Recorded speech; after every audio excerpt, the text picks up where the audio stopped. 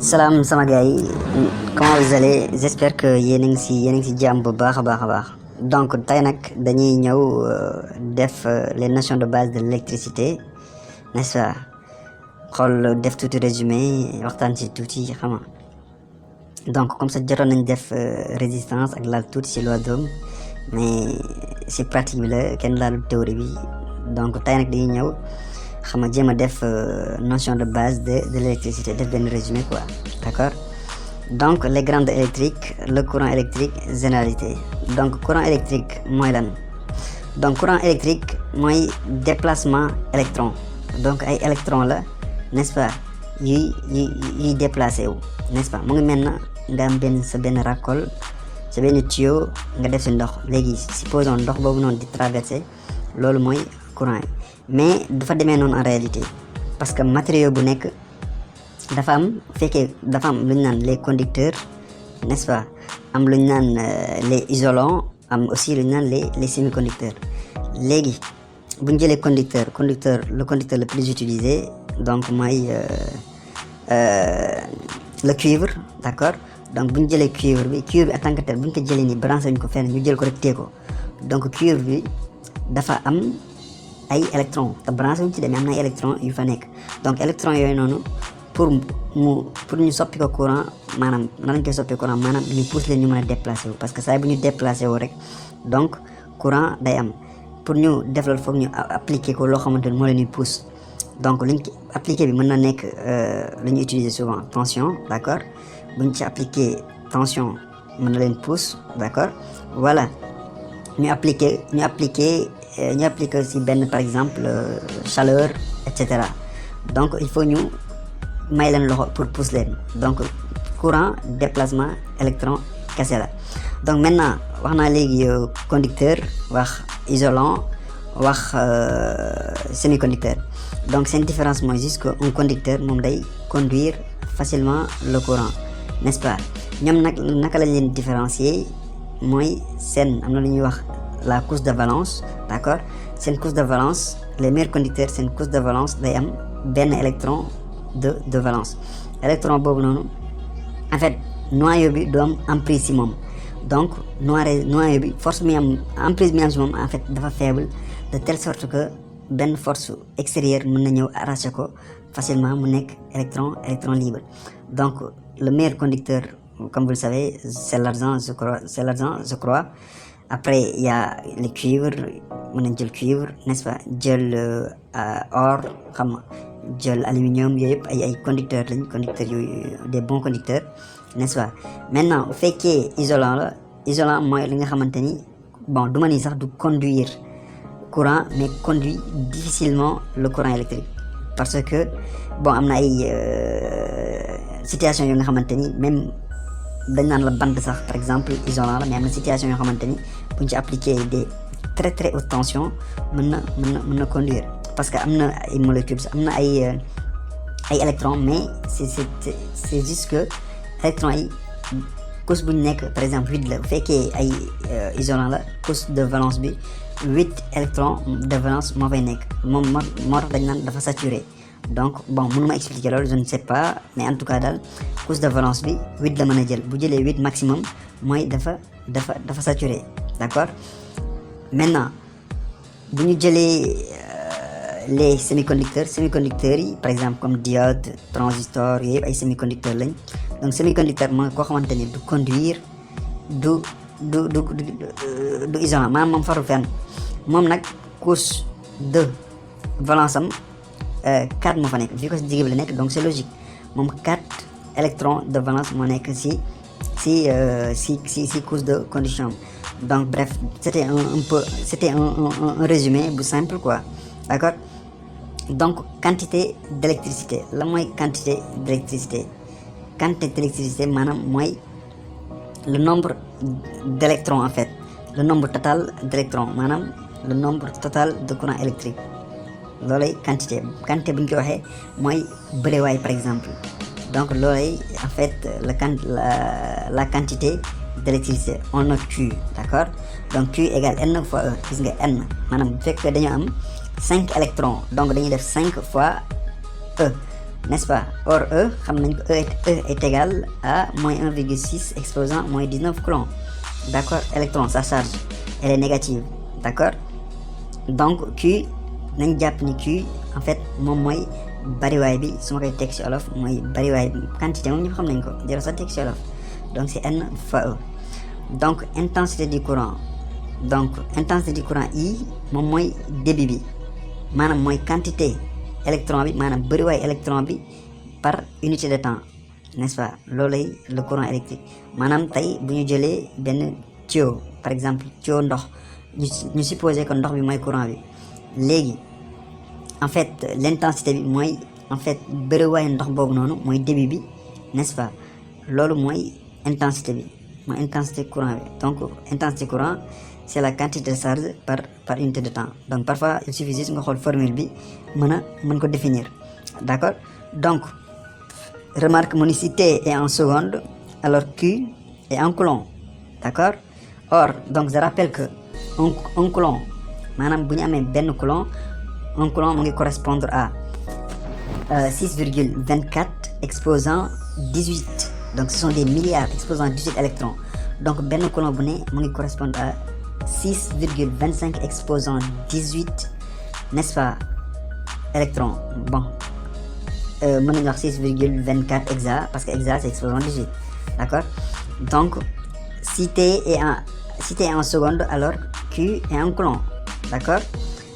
Si T est en heure alors Q en ampère-heure. Donc ampère-heure parfois da nga koy gis yenn batterie yi ñu def ampère-heure capacité d'une batterie, c'est-à-dire que bu ñu defee par exemple boo jëndee batterie ñu def par exemple 2 ampère-heure, cela veut dire que loolu day signifier que batterie bi mën na la fournir 2 ampères pendant 1 heure. Donc da nga koy gis parfois si kii c'est juste une parenthèse. Donc ñu ñëw fii la différence de potentiel. Donc tout dipôle électrique de borne A et B placé dans un circuit électrique présente entre ces bornes une différence de potentiel. Donc différence de potentiel boo koy dégg c'est par rapport à 2 points. D'accord? Différence de potentiel mooy 2 points maanaam c'est une différence de tension disons. mu ngi mel na nga nekk premier étage man ma nekk deuxième étage donc suñu ñaari points yooyu loolu différence de potentiel. boo jëlee ñaari kaasu ndox yu tolloo bii digg bii fees boo jëlee bii fu mu digg maanaam hauteur exactement hauteur bu leen di différencier maanaam bu digg bi boo jëlee ba fu mu yem nga natt ko ak beneen bu fees fu mu yem loolu en fait hauteur boobu loolu mën nañu ko tuddee différence de potentiel. D'accord? C'est une tension en quelque sorte, différence de potentiel. Donc ici on dit que différence de potentiel formule bi c'est égal à W ñëpp xam nañ ko c'est l'énergie sur la quantité d'électricité Q. D'accord?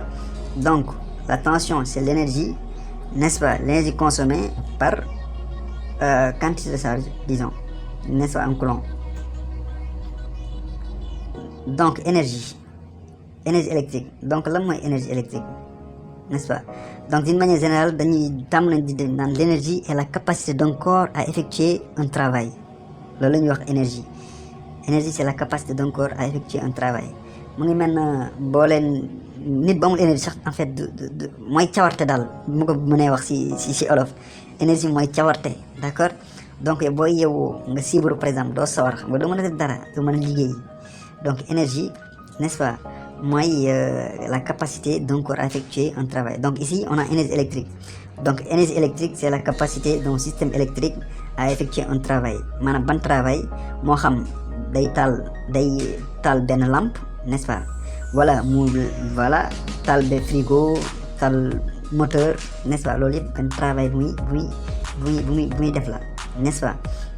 Donc les électrons se déplacent d'une borne à l'autre par des forces de Coulomb. Donc force de Coulomb F c'est l'électron fois l'énergie. Moins bi c'est la charge de l'électron. Donc gis ngeen fii bu ñu xoolee fii souris bi nekk nii donc électron yi boo gisee daa am force bu leen di pousse exactement. Léegi force boobu nag pour mu pousse leen il faut nga appliquer fii comme li ma waxoon sànq soit une tension soit benn chaleur, n'est-ce pas, tàngoor pour pousse leen, n'est-ce pas, wala lumière sax parfois. D'accord? Donc l'énergie électrique mise en jeu dans ce récepteur est le travail des forces de Coulomb.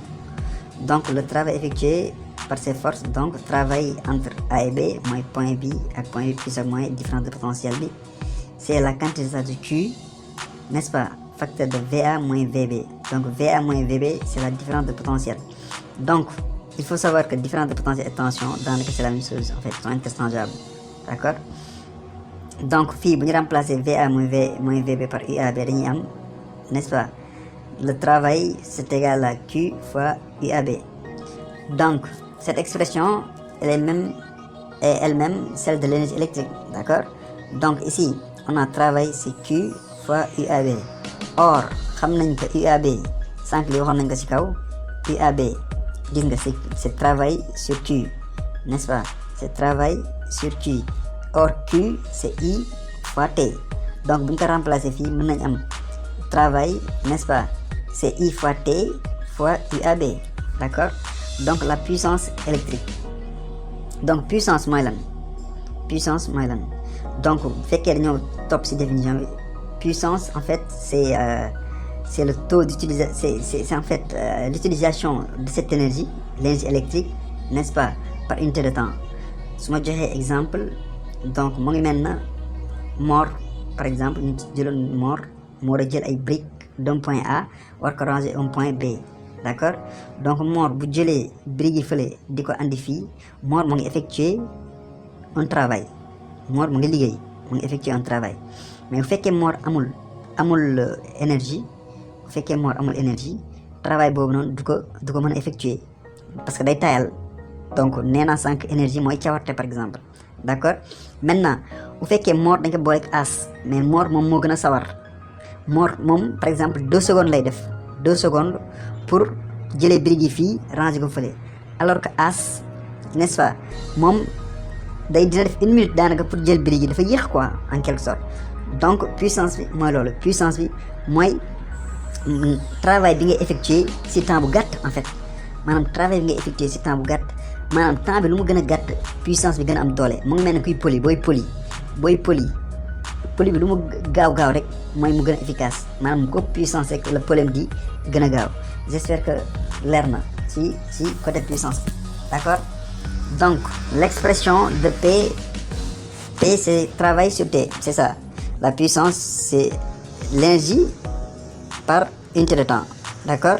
Donc énergie mën nañ ko remplacer comme forme bu sànq bi fii, c'est UAB fois I fois T, donc sur T. Donc T yi dañuy tëb, donc T yi bu ñu tëbee da ngay am puissance c'est la tension UAB, n'est-ce pas, fois le courant. D'accord? Donc si P est exprimé en watts, si P est exprimé en watts et T en heure, le travail est exprimé en wattheure. D'accord? 1 wattheure correspond à 3600 joules. Donc ici le travail est égal à de l'énergie, n'est-ce pas? Donc dañuy yemale fii vidéo bi. D'accord? Comme ça def nañ un peu de résumé sur énergie, travail, n'est-ce pas, puissance, n'est-ce pas, courant électrique. Donc dañuy yem fii parce que vidéo bi mu ngi commencé gudd déjà 13 minutes, c'est largement suffisant. Donc prochaine fois ñu jógee ci les dipôles en fait wàcc et cetera. Donc prochaine vidéo sama gars yi, ciao ciao.